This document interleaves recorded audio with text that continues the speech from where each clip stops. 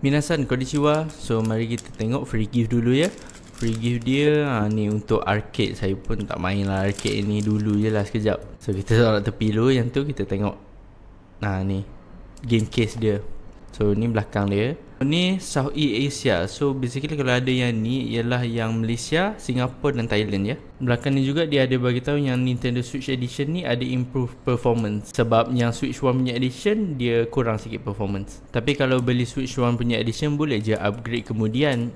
Dengan itu kita bolehlah buka ni, buka seal dia, and then buka. Apa yang ada? Tak ada apa. Ada kad je lah. Ni cartridge dia. Yang ni lah, yang mahal. Tak tahu kenapa ditulis USA juga. Saya pun tak research lagi. Sepatutnya yang Malaysia. So ni dapat map dekat cover dia, tapi tak berapa nampak sebab case dia sangat merah. Tu okay, try pasang. Tak boleh main. Saya nak check ada update tak first day. Tak ada. So basically memang semua game dalam cartridge first day lah. Okay, thank you.